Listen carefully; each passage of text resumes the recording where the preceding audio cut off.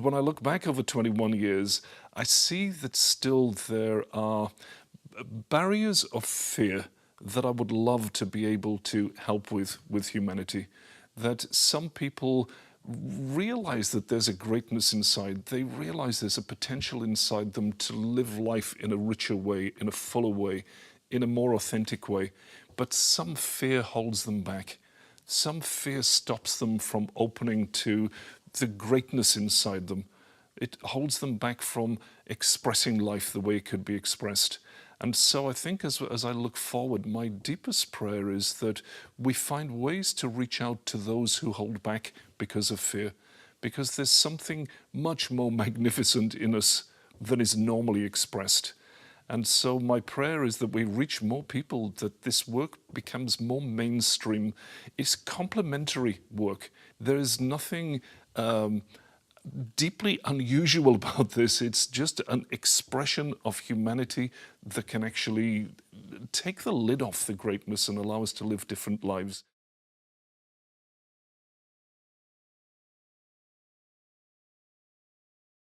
There are a lot of people who don't relate to the words awaken, don't relate to anything spiritual. If there's spiritual jargon in any sentence, they kind of shut down to it and they negate any possible benefit.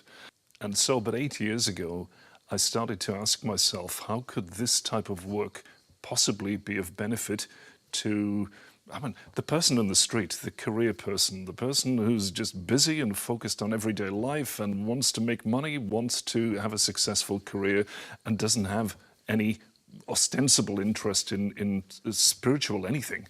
And I sat down and began to inquire, well, what are the benefits here? What is this really about?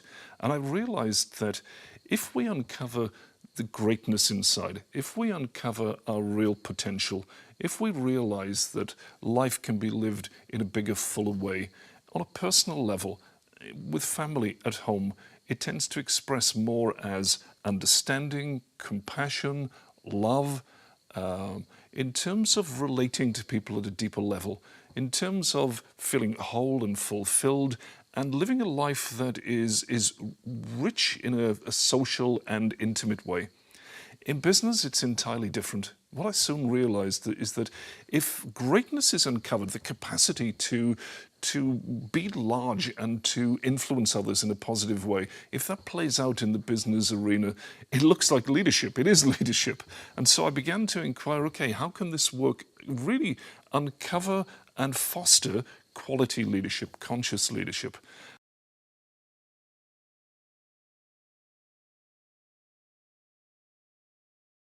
And what we do is we ask these questions. What is it that makes a leader? Who are the leaders you most admire? What are their qualities? And what stands between you and achieving a life of that quality, a life of that depth of influence and of reward? And that has been an extraordinary program that's rolled out over the last 8 years around the world and is now offering journey work in a relatively non-spiritual way, definitely not using spiritual jargon, and in a practical, focused way to uncover a capacity inside to achieve more, to build more in life.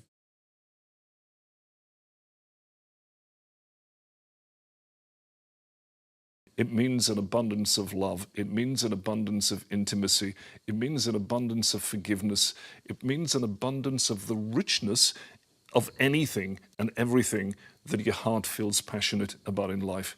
Because most of us self-sabotage. Most of us kind of trip ourselves up along the way, and with negative internal self-talk and the conditioning of the past, which is a huge factor, conditioning in terms of the beliefs that we've been given, the beliefs that we've inherited, the vows and promises that we've made in a restrictive way internally, the other ways in which we've become conditioned by life and society and religion and circumstances. These factors all conspire to keep us small and living lives that are impoverished in terms of the emotional and lifestyle factors that we really yearn for inside. For most of us, we think that abundance is related to external factors, to gaining, to earning, to winning certain things in life. For me, it's the other way around.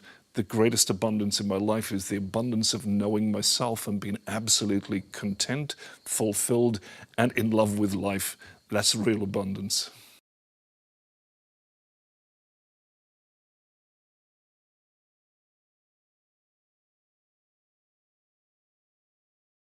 For most of my life, before I discovered this work, I'd realized that there was some capacity inside me that remained dormant that I could get flashes of from time to time, but I was not really in touch with.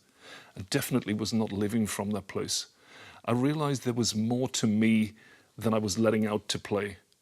I realized there was more to life than I was allowing to be in play.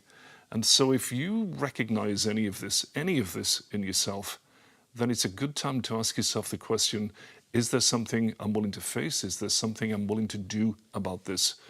Because for most of us, we recognize similar things. We recognize that humanity has a greatness to it that is rarely expressed. And I'm not talking about the air punching, chest slapping greatness. That's not greatness. That's fakery in my world.